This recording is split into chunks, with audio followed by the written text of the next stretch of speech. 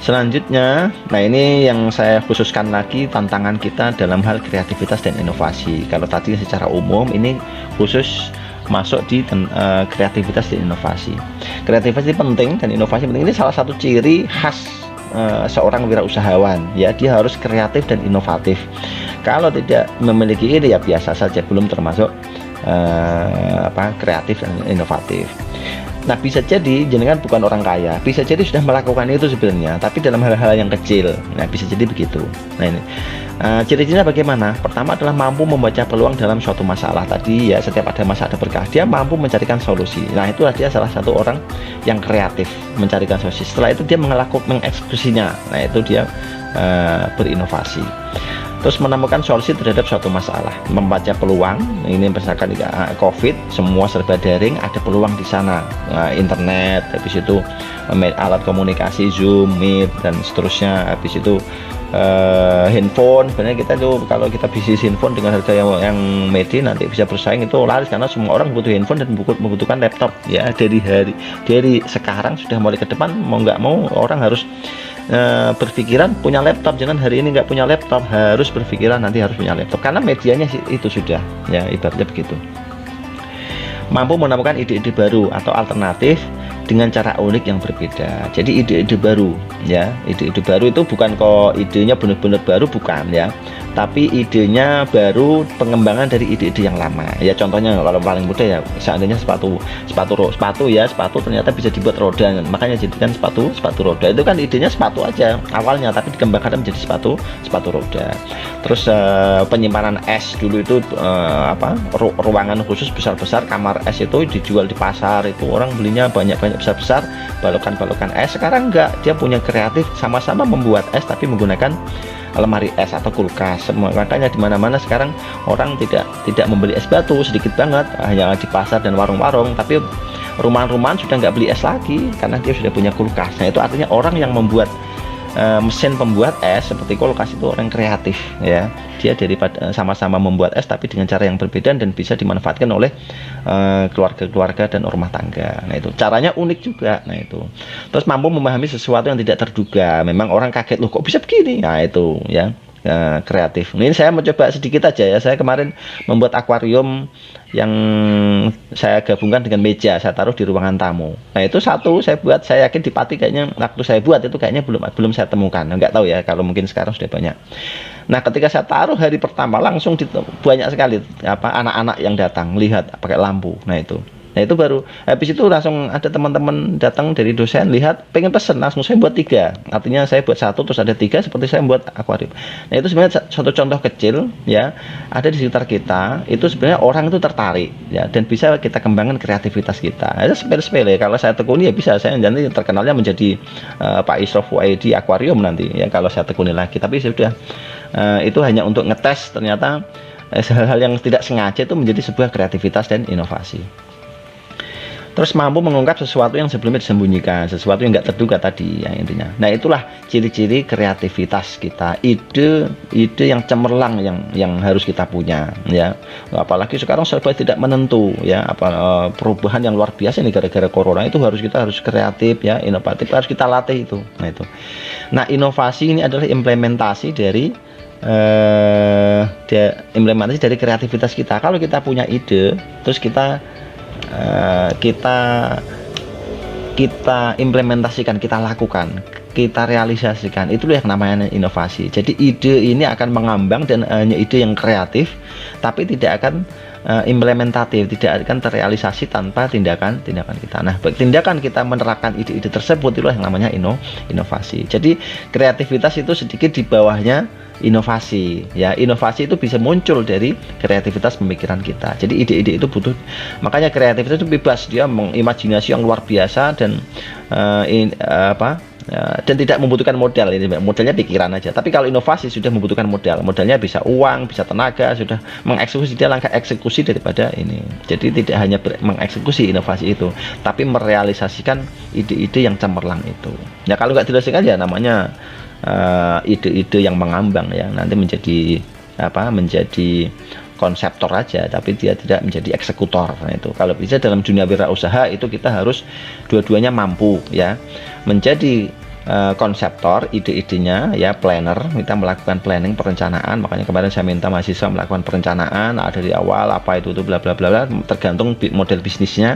Habis itu kita melakukan itu, mengeksekusinya, karena tanpa eksekusi apa wirausaha, karena tujuan kita kan profit kalau memang itu bisnis. Kalau wirausaha sosial berarti profit dan manfaatnya, nah itu untuk kebersamaan. Nah, jadi kalau nggak begitu ya nggak akan dapat untung, nggak akan ada dampaknya kalau kita hanya mengeluarkan ide-ide yang kreatif. Nah itu banyak sekali ide-ide kita kreatif tanpa dieksekusi. Nah ini kebanyakan penyakit mahasiswa ini sebenarnya. Saya dulu mengalami mahasiswa itu begitu. Jadi punya ide macam-macam tapi tidak dieksekusi. Nah itu lebih baik langsung eksekusi saja, dikonsultasikan, tidak banyak-banyak, konsultasikan secepatnya, habis itu langsung eksekusi kalau bisa. Nah itu. Nah ini tantangan kreativitas dan inovasi. Nah ciri-ciri ini tidak mudah langsung kita lakukan, tidak mudah langsung kita dapatkan. Ini butuh latihan ya, butuh latihan semuanya. Nah ini tipsnya. Pertama, untuk melatih kreativitas kita itu harus menanamkan curious ya. Curious itu rasa ingin tahu. Kalau bahasa Arabnya ya khirson, itu khirson. Jadi geragas atau kita itu merasa kurang dan ingin tahu. Jadi berusaha melakukan eksplorasi lingkungan serta melakukan identifikasi kemungkinan-kemungkinan baru. Jadi terus belajar. Dia tipe-tipenya orang yang pembelajar. Jadi bukan tipe-tipe orang yang malas belajar ya. Kalau tipe-tipe orang pembelajar, dia itu merasa dirinya itu tidak merasa rendah diri. Maksudnya bukan rendah diri, bukan jelek ya, tapi dia merasa tidak sombong dan ingin tahu. Dan itu memang dianjurkan oleh agama kan, thalabul ilmi fardhatun ala kulli muslimin wa muslimatin ya. Utlubul ilma minal mahdi ilal hadi, itu kan banyak hadisnya itu kan begitu. Bagaimana keutamaan mencari ilmu. Ini maksudnya kita mencari ilmu, maksudnya kita harus berusaha mencari sesuatu yang baru dan bisa belajar terus menerus. Nah curious ini memang ajaran agama juga. Nah itu salah satu cara kita menumbuhkan pemikiran yang kreatif ya. Kemampuan kreativitas kita itu bisa dilatih dengan menanamkan curiosity. Kalau ini kok bisa begini ya, pertanyaan kenapa dan kenapa itu harus kita tanamkan ya. Kok bisa ya handphone sekecil ini bisa dipakai untuk apa-apa? Kok bisa ya pembelajaran daring ini dilakukan terus menerus ya? Apa enggak kita otak-atik sendiri. Dan itu kan kita olah pikir namanya. Kita latihan untuk belajar terus menerus. Kalau orang yang belajar terus menerus, insya Allah dia menjadi orang yang tidak sombong. Dan sombong kan nggak bagus. Nah itu merasa tadi sudah yang harus kita hati-hati tadi, sudah merasa paling kompeten, sudah merasa paling bisnisnya paling bagus, sudah merasa paling sukses. Nah itu yang repot nanti gitu. Terus resilient, yang tadi sudah sedikit saya singgung. Resilient itu bagaimana kita menanamkan supaya diri kita itu tangguh ya. Tangguh itu tabah kalau menghadapi masalah, tangguh kalau menghadapi berbagai masalah, kita tangguh dan bangkit lagi. Nah itulah yang harus kita latih dalam diri kita ya. Tantangan-tantangan yang muncul kita harus hadapi itu ya. Harus seperti saya nggak punya modal. Nah itu kan tantangan ya. Nggak punya modal apa-apa ya sudah. Kalau nggak punya nggak handphone ya punya. Kalau nggak punya ya berarti saya harus kerja dulu, kerja fisik, misalkan jadi kuli, misalkan jadi pengantar apa cuci piring dulu. Nah itu dia resilient, tabah tanpa modal apapun dia tetap berusaha ya. Nggak punya handphone, nggak punya uang sama sekali, dia tetap akan tanya-tanya ke orang, apa yang bisa saya bantu, bisakah saya membersihkan rumah Anda, bisakah saya membantu membersihkan piring Anda, bisakah saya ngapain. Nah itu sudah resilient. Nah ketika sudah punya modal, kita beli handphone internet kita kembangkan lagi seperti itu. Jadi dia tidak akan pantang menyerah dengan kondisi apapun. Nah itu yang namanya resilient. Ketika dia jaya, nah resilient itu termasuk ini ya. Jadi jaya, habis itu kena masalah, ambruk. Nah ketika dia menjadi putus asa, langsung kapok, nah itu yang namanya tidak resilient. Ketika dia ambruk tetap harus bangkit lagi. Nah itu kan dalam agama juga termasuk itu diajarkan kita tidak boleh putus asa, karena orang yang putus asa itu tidak mendapatkan rahmatnya Tuhan. Nah itu jadi makanya nggak boleh haram kan kita melakukan bunuh diri atau merugikan diri sendiri, kan tidak boleh. Nah itu jadi kita harus berpikir optimis ya, jangan pesimis. Terus melihat sesuatu yang secara positif ya, karena positif itu hanya perspektif. Misalkan sama-sama makan nasinya juga sama, warnanya sama, harganya sama, tapi orang yang berpikiran negatif bisa jadi makan kok nasi tok ya, nggak enak. Gimana nasi kok begini, hidup saya kok sengsara hanya punya nasi. Tapi kalau orang berpikir positif, alhamdulillah saya punya nasi, saya bisa makan, saya bisa mendapatkan tenaga dengan nasi ini. Saya bisa melakukan apa macam-macam, dan tidak sembarang orang saya mendapatkan nasi. Nah sama memiliki handphone, memiliki kendaraan, itu kalau berpikiran negatif dan positif beda, sama barangnya tapi perspektifnya beda. Nah itu yang harus kita lakukan, itu sabar, tabah, kuat, bangkit lagi, itu yang namanya resilient. Jadi self motivated, dia termotivasi dari dirinya sendiri. Nah itu ya butuh latihan, ini semuanya butuh waktu, butuh latihan juga ya kan. Anda karena masalah ini daring, habis itu jenengan ya harus tanamkan sendiri bagaimana supaya bisa melakukan adaptasi dalam belajar dari nanti. Mudah-mudahan ya karena yang kita hadapi itu ya mau nggak mau kita, daripada kita coba dari ada istilahnya itu, daripada kita mengutuk kegelapan, lebih baik kita nyalakan lilin. Nah itu, jadi jangan mengutuk kegelapan. Ada listrik mati kita ngumpat, wah payah ini, asem tenan, enak-enak belajar malah listriknya mati, masane ora, wah miso-miso dia macam-macam. Coba kalau listrik mati, langkah utama adalah menyalakan lilin. Jadi jangan mengutuk lama-lama, atau kalau bisa janganlah kita mengutuk jadi jangan mengutuk kegelapan, tapi nyalakan, lebih baik kita harus menyalakan lilin walaupun itu lampunya sedikit. Jadi itulah resilient, itu begitu ya, tangguh dalam menghadapi masalah dan mampu bangkit kembali. Terus melatih imajinasi dengan mengarungi banyak pengalaman dan permasalahan. Ini yang paling penting dalam melatih kreativitas kita. Jadi kita harus berlatih terus, imajinasi kita itu harus kita latih. Nah itu kenapa kok Pak Isroh membuat produk Esku? Kenapa Pak Isroh membuat program mahasiswa berwibawa, misalkan kan begitu. Kenapa kok melakukan itu? Jadi ada pertanyaan, kenapa ini sudah bagus, luar biasa, kenapa kampus melakukan pembelajaran daring, kenapa ini corona kok nggak habis-habis ya. Pertanyaan-pertanyaan begitu kan melatih kita ya, imajinasi dan mengarungi. Kenapa ya handphone kok bisa kita pakai pembelajaran daring, kenapa saya nggak mampu begini, kenapa ini ya, kenapa itu kita latih terus ya. Jangan hanya walaupun nggak tahu jawabannya ya, kita masih mereka-reka, bisa jadi salah. Nah itu, tapi kita harus latih dengan mengenai perbanyaklah pengalaman. Nah ini pengalaman ini penting. Pengalaman ya banyak, ada pengalaman pahit, ada pengalaman manis. Misalkan jangan ikut organisasi, nah itu banyak pengalamannya yang jangan nggak tahu apa-apa, tahu disuruh buat surat misalkan gitu, nggak bagus. Nah itu pengalaman, oh iya ternyata itu salah ya, nggak bisa nggak surat. Pengalaman ini terus buat laporannya salah. Nah itu, jadi pengalaman harus kita perbanyak supaya kita tahu diri kita. Nah itu kalau permasalahan ini ya sebenarnya nggak usah dicari ya. Sebenarnya kalau dengan berbanyak pengalaman pasti akan banyak permasalahan. Pasti setiap orang tidak akan mampu menghilangi permasalahan, dari sampai orang anak bayi sampai presiden, sampai orang besar, dari sampai pejabat biasa, orang biasa sampai menjadi presiden, semuanya penuh dengan masalah. Nah itu semakin banyak sesuatu yang kita alami, semakin banyak pengalaman yang kita lalui, semakin banyak permasalahan yang akan kita hadapi. Semakin banyak permasalahan yang kita hadapi, semakin banyak imajinasi dan rasa tahu kita, yaitu bagaimana. Kalau enggak ada pengalaman yang semakin sedikit, maksudnya kita baru permasalahan satu langsung putus asa ya, baru ikut organisasi habis itu disalahkan sama temennya, langsung dia putus asa, ya sudah pengalamannya itu mandek gitu. Beda dengan dia mendapatkan solusi, habis itu ditawarkan lagi jabatan lain, menjadi pertama jadi anggota, satu anggota dijadikan ini, walaupun dia anggota ya dia tetap belajar, terus habis itu di masyarakatnya diminta ini, itu pasti kelihatan sekali ya. Orang yang dibutuhkan itu pasti kelihatan. Apalagi sekarang zamannya ini beda dengan zaman dahulu itu masih bisa mengandalkan teman atau orang tua kita pejabat, kita akan menjadi pejabat. Ini sekarang belum tentu ya. Hari ini ujian PNS itu sudah lumayan fair, semua online ya. Memang ada yang memang bisa ada kekurangannya, tapi itu sudah cukup fair.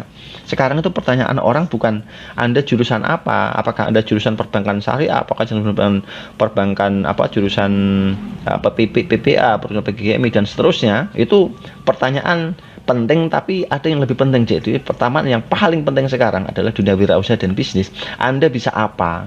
Nah itu Di dunia pendidikan juga sama, Anda bisa apa? Nah, itu baru jenengan lulusan apa, bisa jadi terakhir begitu. Tapi kalau Anda bisa apa, nggak bisa apa-apa, lulusan luar negeri apapun tidak akan dipakai. Nah, itu tidak akan dipakai. Nah, itu sudah dibuktikan sudah banyak cerita lah seperti itu. Ya, sekarang kan sudah Menteri Agama, Wakil Presiden adalah seorang kiai. Habis itu presidennya adalah tukang kayu atau tukang mebel. Itu menunjukkan apa Anda bisa apa ya? Ternyata bisa mengelola ya bisa. Dia dikasih amanah itu. Tapi Anda nggak bisa ya sudah akan tergulung, akan tergilas oleh zaman dan keadaan. Nah, inilah perbanyaklah kita melakukan imajinasi dan mencari pengalaman organisasi, pengalaman wirausaha, pengalaman kita bergaul dengan orang lain dengan latar belakang yang berbeda, pengalaman berkomunikasi dengan guru, pengalaman dengan konsultasi dengan orang yang sukses, ya, pengalaman dengan kadang itu kita ketemu dengan orang-orang yang punya kekurangan, ya, orang miskin. Nah, itu bisa jadi itu menjadi ide kita, oh ternyata begini. Nah, itu jadi inilah tips-tips yang harus kita lakukan dalam mengembangkan kreativitas kita. Ini harus kita latih dan butuh waktu tidak yang sebentar, harus latih terus menerus, ya, harus sampai kita menemukan ide-ide dan kita sudah terbiasa dengan olah pikir kita, olah ide kita. Nah, itu ini yang penting dalam menghadapi tantangan wirausaha ini. Nah, ini saya contohkan beberapa hal. Ini contoh praktis supaya kita mudah memahami. Dulu situasinya penjual sekarang ya, ini saya lihat ini masih terjadi penjual pentol ojek di jalan pada umumnya. Ini biasa, rasanya biasa ya begitu, persaingan pakai kendaraan motor, pakai sepeda atau apa. Apalagi di Sarian tuh banyak kan di jalan-jalan. Tapi kalau kita kreatif itu bisa nggak menjadikan pentol yang sehat sekaligus brandingnya? Tidak ada kok pentol sehat sekarang, saya lihat belum ada. Terus warna-warni misalkan dibuat warna merah itu supaya kelihatan menarik gitu ya, dikemas secara lebih menarik sehingga layak disajikan untuk tamu dan orang dewasa. Kan rata-rata yang pakai itu orang kampung, habis itu yang dari gunung, kalau nggak anak-anak sekolah itu belum bisa disajikan. Pentol itu tidak bisa disajikan untuk tamu misalkan begitu, yang lebih keren ya itu. Nah, itu misalkan bisa dikembangkan begitu, kan bisa lebih kreatif. Pentol sehat, oh iya langsung dicari ya. Atau dari sisi layanannya, pentol panggilan misalkan gitu, deliverynya nggak ada pentol delivery karena dia merasa sudah kok itu. Padahal seandainya dia punya pentol delivery yang dia enak, bisa jadi ya laku juga. Nah, itu jadi yang sesuatu yang biasa terjadi bisa jadi kita rubah menjadi sesuatu yang lebih yang berbeda.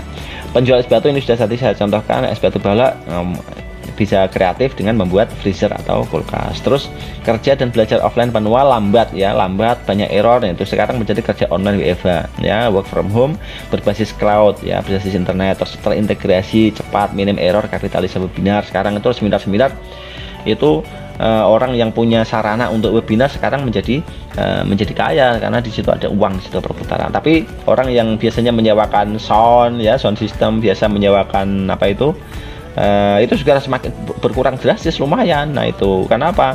Karena orang soundnya sekarang nggak butuh besar-besar karena terus transportasi sudah berkurang, biasanya jemput narasumber atau macam-macam semuanya serba online. Menterinya dari Jakarta sudah bisa ngisi yang ada di Pati misalkan begitu. Jadi semua berbasis online ini merubah gaya hidup, merubah gaya kerja, merubah gaya sistem pendidikan.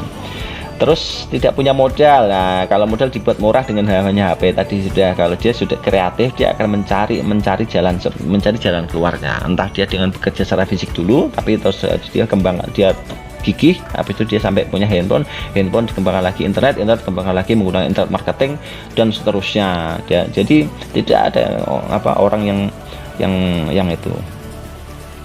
Terus ini kalau artis ini panggung sinetron dan studio beralih menjadi YouTuber atau konten kreator atau pemanfaatan pemanfaatan media-media online, ya.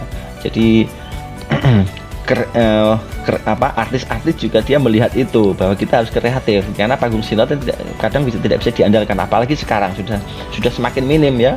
Panggung sinetronnya luar biasa, orang-orang yang biasanya nanggap sudah berkurang drastis gara-gara corona. Makanya di situ dituntut untuk kreatif, ya berpikir benar, dan itu harus kita latih sedikit demi sedikit. Nah itu dari hal-hal yang kecil itu bisa kok ya kreatif. Dari rumah kita misalkan ada tempat yang ada botol-botol yang nggak terpakai, misalkan kita buat menjadi pot bunga atau apa, itu termasuk kreatif, karena sesuatu yang biasanya tidak terpakai malah menjadi sesuatu yang bermanfaat. Saya buat kolam misalkan butuh jutaan, ya cukup saya nggak sampai 500.000. Kenapa saya buat pakai yang nggak bagus-bagus amat, menggunakan terpal, tapi kita tutupi dengan bunga-bunga sampingnya. Itu di rumah saya begitu, tapi sudah hampir sama, nggak ada orang ngelihat mau kolamnya ya, karena artinya itu jauh lebih murah misalkan gitu. Jadi dari hal-hal yang kecil di sekitar kita itu bisa kita lakukan, kita bisa latih kreativitas dan inovasi kita. Nah itu yang bisa saya sampaikan mengenai kreativitas. Mudah-mudahan bisa melatih kita lebih kreatif ya, lebih inovatif dalam mengembangkan produk kita, dalam mengembangkan usaha kita, dan juga dalam mengembangkan hal-hal lain yang akan kita lalui, karena eranya sekarang era yang menuntut kreativitas. Yang kita nggak bisa membaca tahu-tahu ini semuanya serba online, kan kita nggak tahu Tuhan mengatur dunia ini begitu. Makanya mau nggak mau kita harus cepat belajar, harus ada mental belajar, dan jangan merasa tadi sudah saya wanti-wanti, jangan sampai merasa self-center merasa dirinya paling bagus ya. Kompetensi trap tadi ya, jebakan kompeten, yang paling kompetensi itu paling ahli, merasa paling ahli. Habis itu sukses trap ya, merasa paling sukses, saya sudah nggak ada lawannya. Nah itu bahaya ya, suatu saat akan habis dengan kompetitor baru. Sudah banyak contohnya, tadi saya contohkan begitu ya. Mini Sky tadi ya yang bangunan tadi ya, Mini Sky itu akan menghabisi banyak tenaga tukang. Nah itu ketika bangunan bisa dikerjakan dalam 1 bulan ya, dengan bangunan gedung yang luar biasa, itu otomatis tukangnya kemana? Nah itu makanya tukang dituntut untuk kreatif, dia mampu mengembang ya, di kampung-kampung masih kok Pak ya, itu kan menunggu waktu ya. Sekarang menunggu waktu, orang penjual bata sekarang sudah mulai digeser dengan penjual yang kotak-kotak sama itu, pengganti batu bata yang ada putih, ada yang panjang besar-besar. Yang gedung-gedung sekarang nggak ada bangunan menggunakan bata sekarang, artinya gedung mestinya membutuhkan bata, sekarang nggak butuh ya. Itu ya itu. Jadi itu kreativitas akan melanda, akan menuntut semua orang. Mudah-mudahan bermanfaat ya. Assalamualaikum warahmatullahi wabarakatuh.